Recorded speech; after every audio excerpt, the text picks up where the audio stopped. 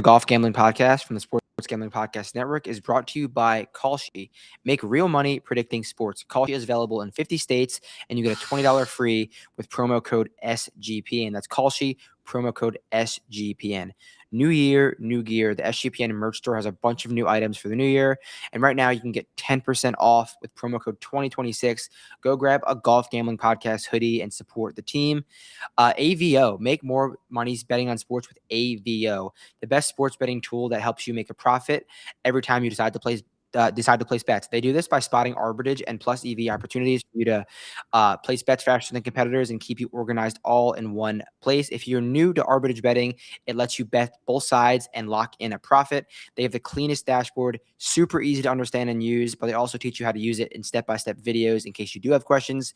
Just sign up, pick the sports books that you use, and let AVO do the rest. If you're still unsure, go to their Discord for free at AVO Official. That's AVO Official. So get started now. AVO.bet and use code SGPN for $18 off. That's AVO.bet, promo code SGPN for $18 off. Ad reads are complete. It is time to talk about golf in 2026. Dom, I mean, you just said before we went live that you're excited. I'm excited. We got a ton of great stuff happening this year. We're both ready to get into it. So let's do it, dude. I'm happy. Thanks for joining. I'm glad to get started. Glad to be back. Long off season again. I mean, that 1 month or whatever it is feels like an eternity. It really does. It is the longest off season in sports. Everybody knows it. Honestly, also, I'm gonna go off topic right now. We didn't even say anything. Should we mention Brooks? Like, should we talk about Yeah, I mean, I figured you would have brought it up, but I just kind of thought about it. First thing I'll ask you is, where were you when you got the news? Were you just at your house? Were you working? I didn't even have time to read the statement. I still really haven't. Was in between a couple things at work and saw a bunch of notifications on my phone. I texted you Saturday, my season-long draft. I landed Brooks Koepka. I forgot about that. It's an auction. I mean, if people, I'm not going to sit here and explain it, but I got him at a price where I was comfortable with just the 4 majors. I'm really not a huge Brooks guy. Now. So for reference, I paid $7 for Brooks, assuming if he only played like 4 majors. I paid $6 for Rahm last year. So like in the ballpark of.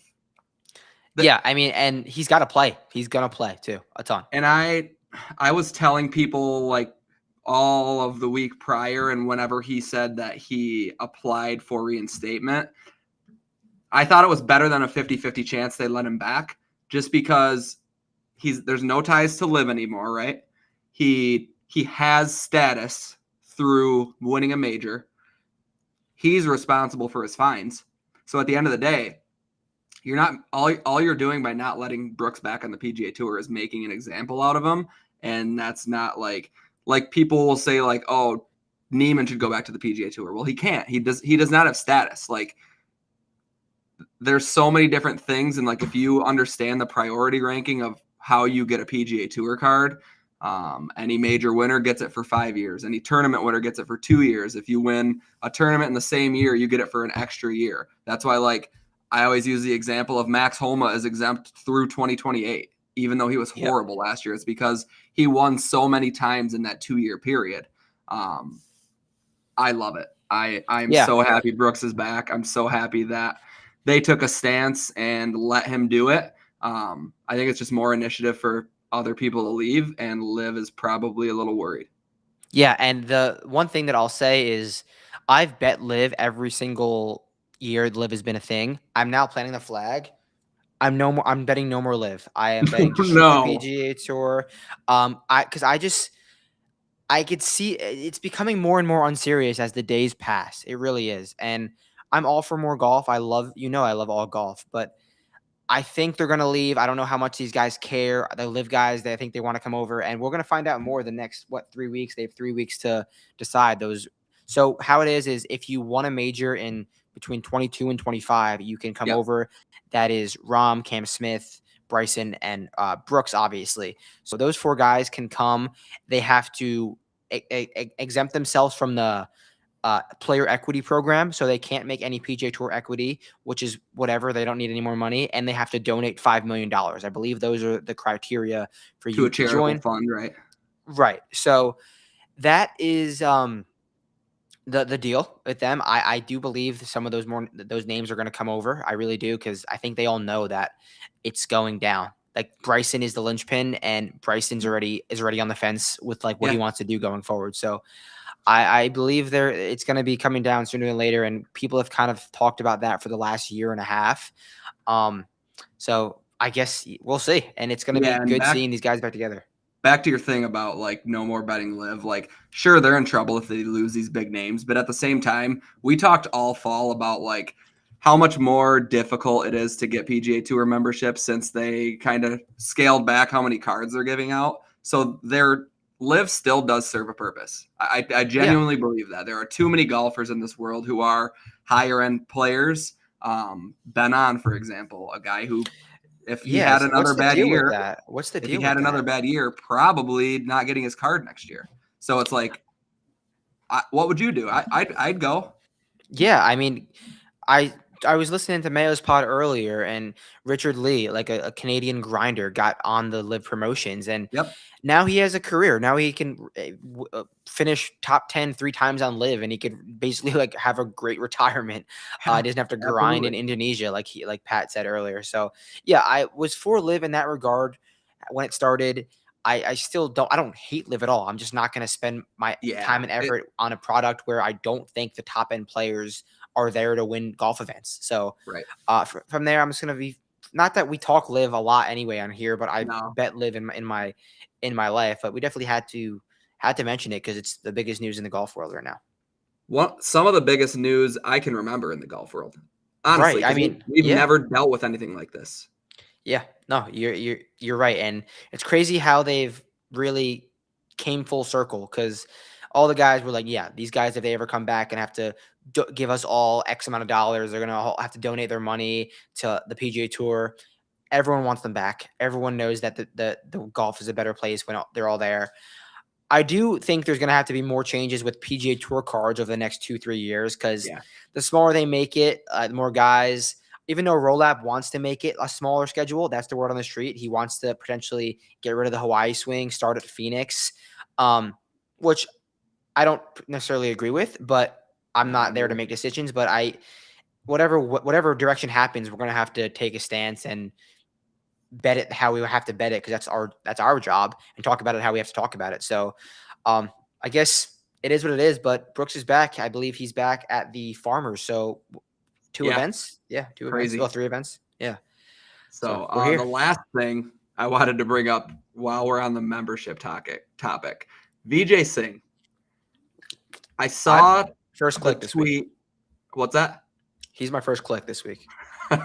I saw the tweet that he was using career money, and it's just like the amount of status that he has compared to other guys like who lost their like VJ can get into an event before Bo Hostler or Lee Hodges.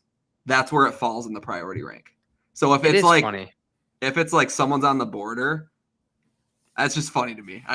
I didn't think it was real. I don't know how many times he plays, but if he wanted to, he realistically could play 28 to 30, I think, for where he falls in priority ranking if he wanted to. Imagine he did.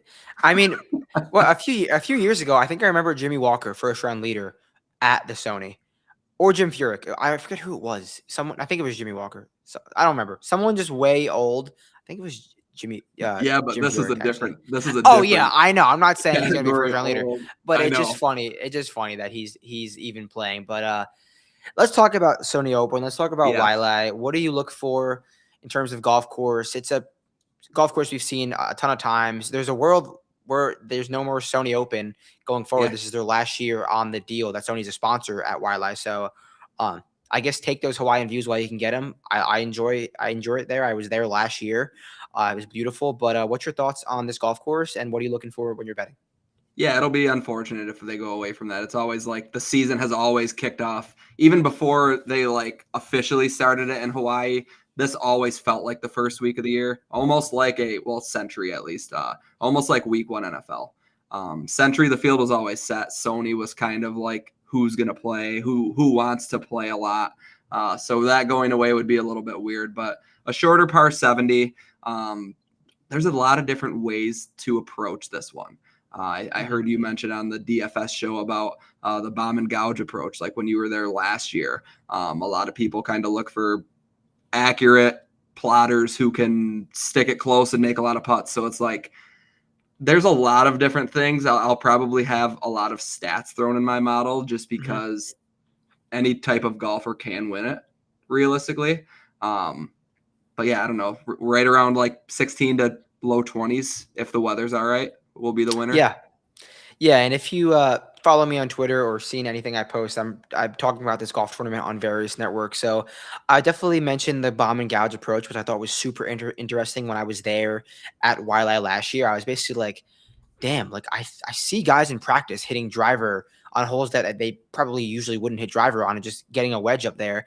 And obviously that's not the only route to success. The winners actually the last few years have been plotters, but we've seen more guys taking that aggressive approach to get themselves to the top. With that being said, I think it's a really good way to get different if you need to in DFS or find a long shot bomber, because there's going to be a few of them in the field on Sunday that get into the mix. So I do think it's a viable strategy, and I thought it was very interesting last year. And we saw Fishburne and Jaeger almost win the golf tournament using that bomb and gouge strategy. So there's obviously it's always easy to control from the fairway than the rough, but there's not as many big Hawaiian palm trees to block you out as you may think.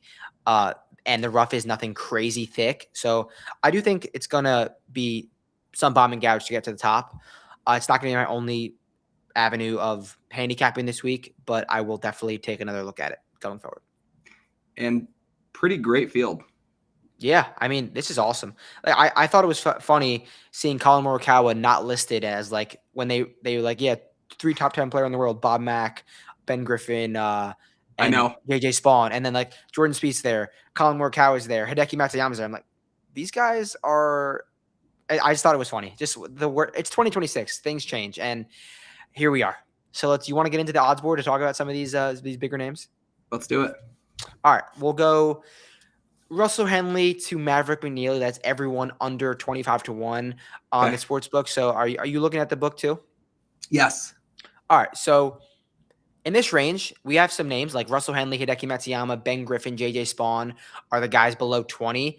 I think it's funny. I'll talk about JJ Spawn. I had JJ Spawn last year. I saw him out there on Tuesday afternoon. I was like, this guy is striping. He fits the narrative so well. He's a Bermuda guy.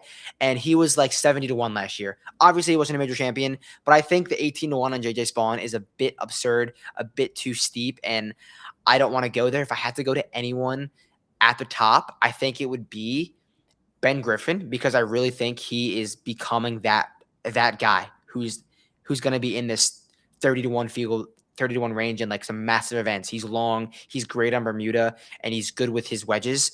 So Ben Griffin would be my guy if I had to pick one guy from 20 to 1 or less. Yeah, I don't blame you there. This top of the odds board is odd to me. Like everyone knows I'm always tempted by a Colin number, but it's like I want to have to use a wait and see approach, obviously. If I had to go anyone up here, I mean, I absolutely hate the number and I never bet him, but like Russell Henley should be 12 to 1. I don't usually bet guys that low, especially when the field is this crowded towards the top. But I like the way Henley sets up. Obviously, a very accurate driver. The golf ball can get hot with his irons. God, I mean, where's he ranked in the world? Top 10 or wherever it is? Yeah, 7th? yeah, definitely. So, he's short of that. It's interesting. I hate the number. I genuinely will not bet anyone, I don't think, 25 to 1 or shorter. But I do like the way Russ sets up. Yeah, I mean, OG Jersey betting fans know that I one time victory lapped a Russell Henley 25 to 1 ticket at the Sony when he had a 5-shot lead or 6-shot lead over Hideki. Didn't win, by the way. Did not win, by the way. And here we are, Russell Henley 11 to 1, but I think he's the rightful favorite. It's a Russ course. He's won here before. He's got other great finishes here. So I want to go down and talk about Colin. I wanted to ask your opinion on Colin, but I have a take about Colin. Okay. He always starts the season so well. Has an amazing course history at the Century. I would argue that this is a much better course for Colin than Kapalua is. Is it does he like Kapalua, or does he just get hot in Hawaii to start the season? He doesn't play here often because he plays the Sentry. So Right. could that be a reason to get to a 20-1 Colin?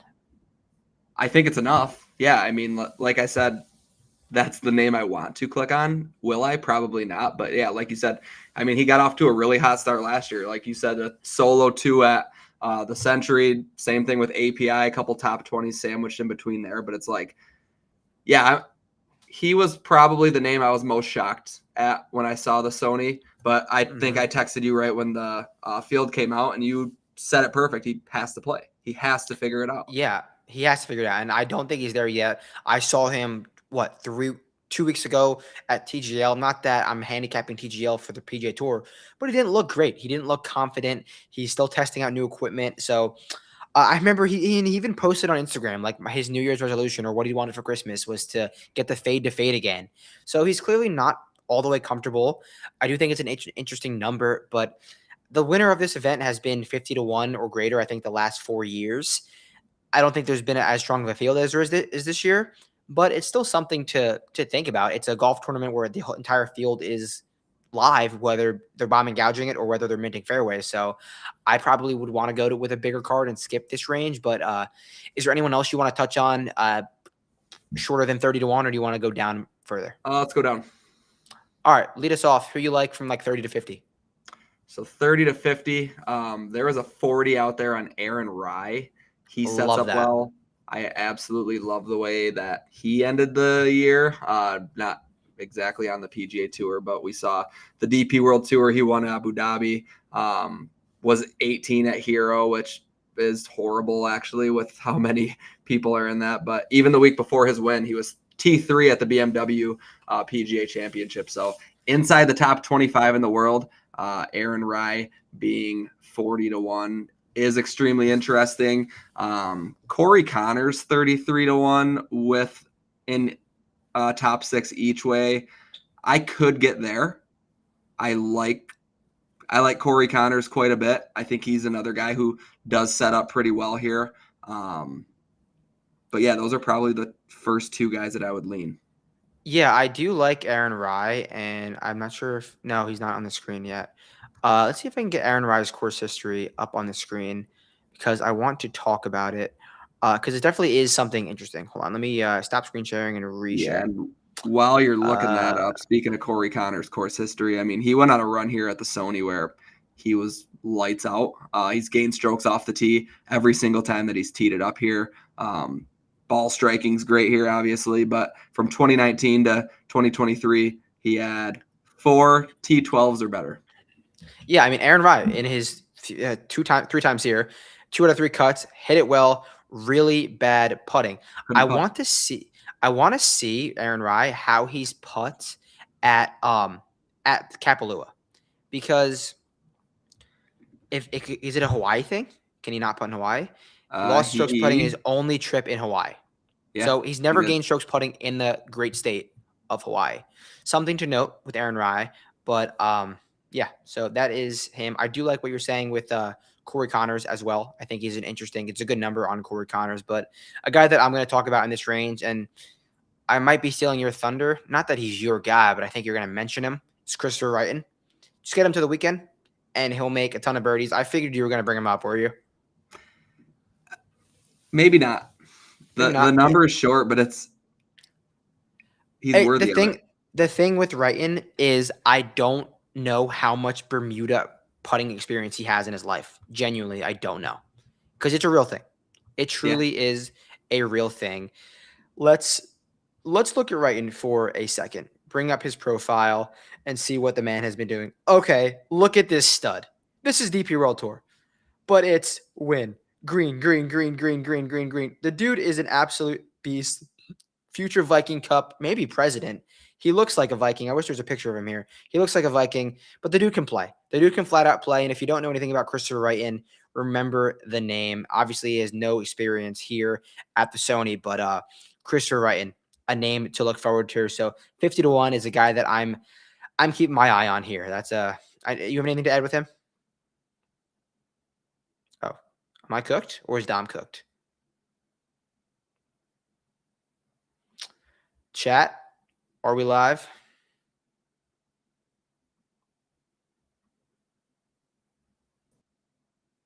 There we go. I think Dom's here. There we go. Are I'm you here, back. Dom? What Yeah, happened? Wi-Fi went out. No idea why. Why does So that now other one not there's leave? 3 Doms. I can get rid of this one. There we go. That was There we funny. go. That was crazy. But I was Right talking in the about middle, Christopher right, Wright. and two. That was not intent. I was excited, and then it just froze, and my Wi-Fi's out. But we're back. We're back. So who do you want to talk about in this? Anyone else from 30 to 50 before we go down? Oh, 30 to 50. No, not really. No. Okay. So I who's your think next guy? Beats number is interesting, but obviously another guy who we're gonna want to see. The way Rico Hoy ended, like if he can, Let's talk Rico. we have to. I feel like nobody really. I mean, outside of what McGreevy and maybe a couple other guys, no one was really as hot as Hoy was. I liked Rico going to this event last year. I think I might have bet him. Obviously, it didn't go well. He hit the ball, he hit his driver well. He didn't do anything else well. But Rico did in the fall. Look at this fall. T4, T2, 21, 22nd, T7th. He has not gained strokes putting on Bermuda. Let's scroll. We'll find it. Let's see the last time Rico Hoey has gained strokes putting on Bermuda. That's not Bermuda. TPC Summerlin, T3. That is the last time he gained stroke. That was October of 2024. And if he gains strokes or his field average, you're probably going to find him in the top 10. Yeah, and I might be underselling that. But that is a massive if. We know what we're getting. We know he would be the one to try to bomb and gouge this. So I definitely like Rico at that price of, what is he, 60 to 1? Yeah. 60 to 1. All right. 45. I'll talk one more guy before we get to the 100s. I'm going to go with Max McGreevy. Max McGreevy is someone I bet the last 2 events, and that was a third and a runner-up. It's a simple flow chart with McGreevy. Is it a Bermuda golf course? Is Wildlife a Bermuda golf course? Answer, yes. You play Max McGreevy. He's been that way since he was on the PGA Tour. Then he went to the Korn Ferry Tour, and now he's back. I don't know how or why. He played his college golf in Oklahoma, which is not a Bermuda hotbed. And here we are. Max McGreevy, 100 to 1. I think it's a great number, and he could definitely get into the mix in a golf course like this. Yeah, agree. Anyone else before we get triple digits? No, because I woke up this morning and bet 7 guys in the triple digits. Not even kidding you. Let's name 2 or 3. Who do you want to talk about? Where do I start? Well, actually, one before triple digits. I did go with Thigala. I got him at 90 to 1 with a top 6 each way. I like it a lot, actually.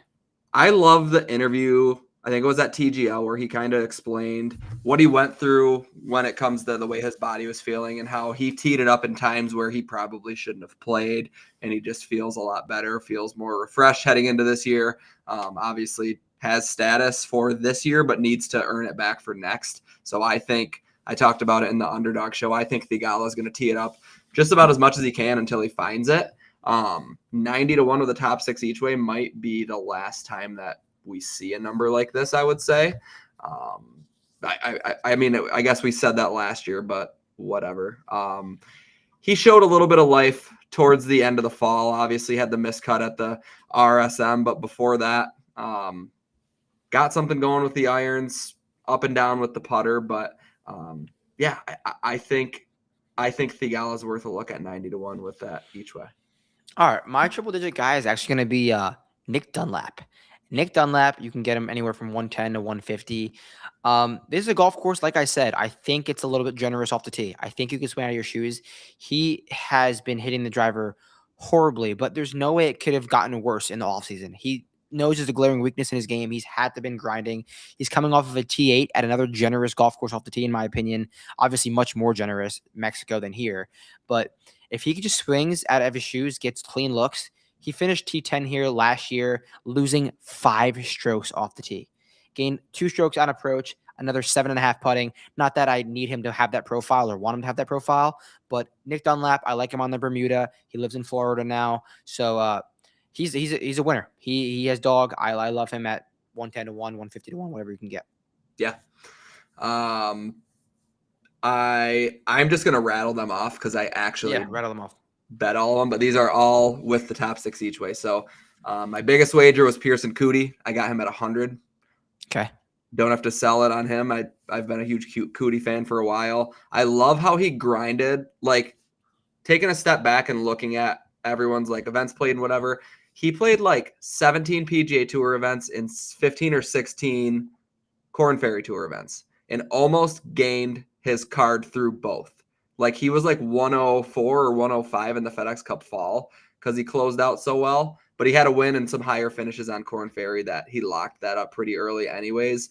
I love that he's grinding like that, finding his game back, one of the top amateurs. A lot of hope for him, obviously, before he lost his card after his rookie season. But Hao Tong Lee at 100 to 1. I will be talking about him a lot this year. First time that he's had his full membership, I believe. Could be wrong on that. I know the one year he was like inside the top 50 in the world and got into 8 to 10 events or whatnot. Bud Cauley at 125. I love Bud Cauley. He was the guy I was going to talk about. It was just a click. These are all like just unprompted clicks. Chandler Blanchet, 150. One of my highest ranked rookies. I think I had him third behind Cootie and Kiefer for my Corn Ferry rankings. Christo Lamprich, I don't think this exactly sets up well for him, but I couldn't turn down a 350 to 1. That's his number? I don't know if it's still there, but that's what I got this morning. We have to talk about Christo. If you don't know Christo Lamprecht, remember the 2024 Open Championship, 2023 Open Championship, first round leader, South African.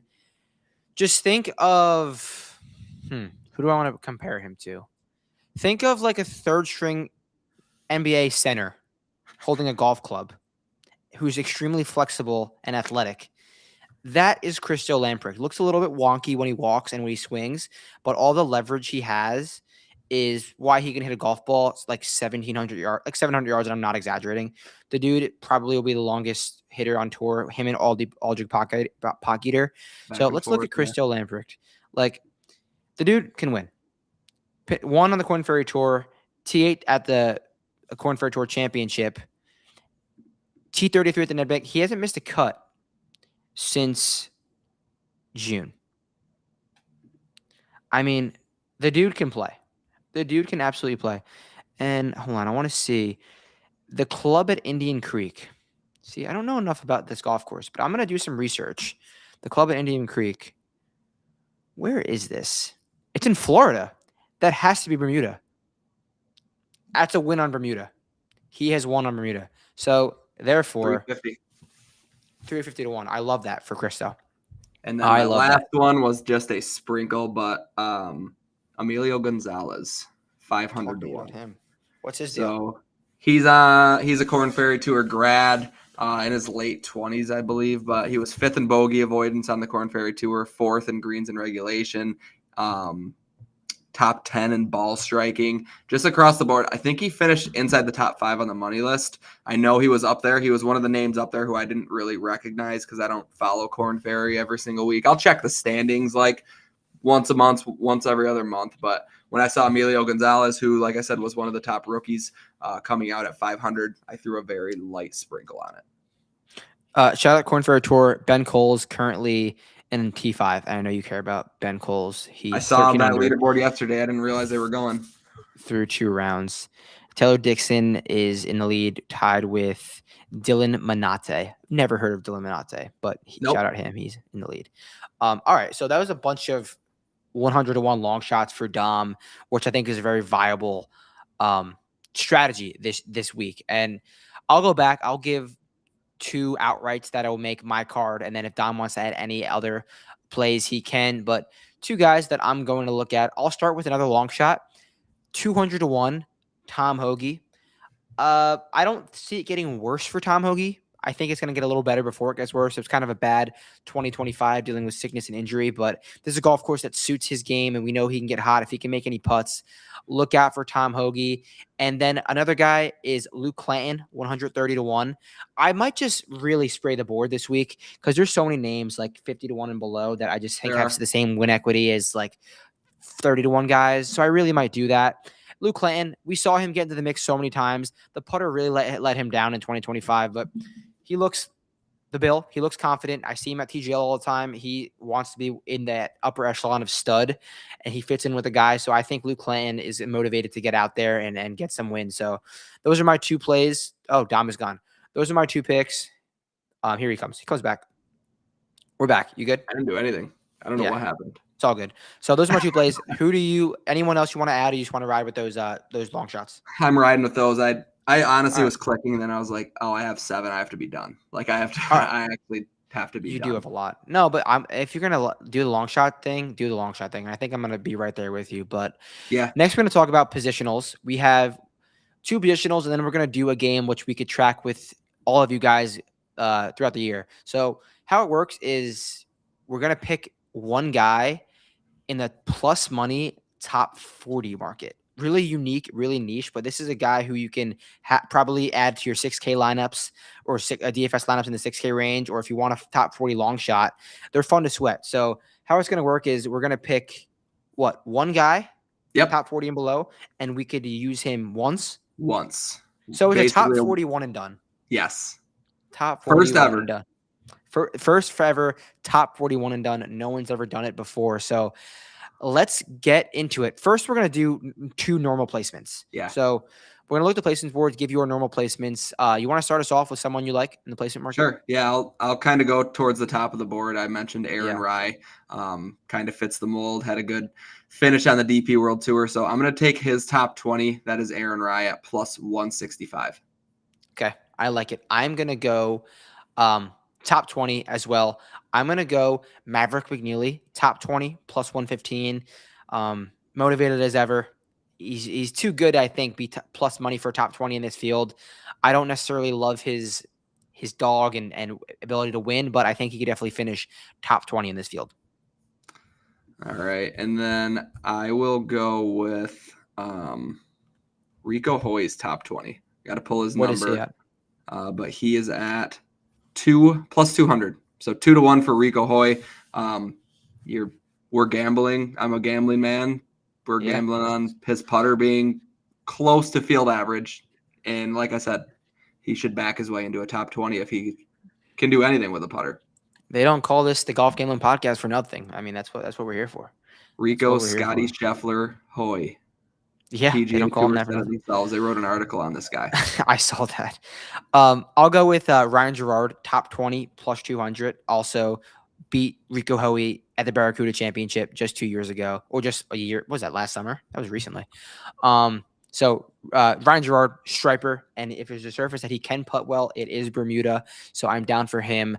That is Ryan Gerard, top 20, plus 200. Top 40, one and done. I think how it goes is we'll alternate who goes first every week. Okay. I'll let you go first this week. So how it works is one guy, top 40. We can only use them one time all year. And Dom and I are going to have a side wager on this the entire week. So we can go with anyone plus money top 40. They could be a mega long shot. They could be plus 100, but you got to pick strategically because you can't use this guy again. If you think they're going to have a better season than they do this week, they might not be even listed in the market. So got to be strategic with who you're picking. Lead us off, Dom. With very little research heading into this, because we talked about it before the show, I don't even think I would have to use him all year, but I'm doing it anyway. We're starting off with Davis Chatfield. Oh, Davy Chast, the Notre Dame kid. 2-1. Looking at his Korn Ferry Tour stats in the 2025 season, led the tour in driving accuracy, 11th in scrambling, 2 things that we kind of mentioned that are extremely important here. I hate that it's his first shot at it, but we're just talking about someone finishing in the top 40. And his last 2 events, Compliance Solutions on the Korn Ferry Tour, he was T15, and then at the KFT Championship, he was T18. So had a really good season, finally got his PGA Tour card. I'm going to go with Davis Chatfield to top 40 at the Sony. I like it. I'm going to go with a golfer who did not have a great field, but actually finished inside the top 30 on the entire PGA Tour this past year. That's Jacob Bridgman. I still expect big things from him in 2026. Great Bermuda putter, can get hot with the flat stick more than anything and has shown good things with the ball striking. So he's, I think, plus 110 for top 40. I think it's too long of a number, and I expect better things. Do not expect him to be in this market in these weaker fields or in these fields going forward. So Jacob Bridgman is my pick for the top 40 one and done challenge. Love it. Love it. Thank you guys for joining. That wraps it up. Quick 35 minutes on the Sony Open. Next week, not sure what time we're going to be recording, but it should be at a similar time all year round. I'm really excited for the year. I'm really excited for you and I to continue to talk golf and hopefully cash some winners. So appreciate you guys all watching. Anything you guys want from us, you know where to find us. Tips, ways to improve. Give us some advice, and we'll see you in a few weeks.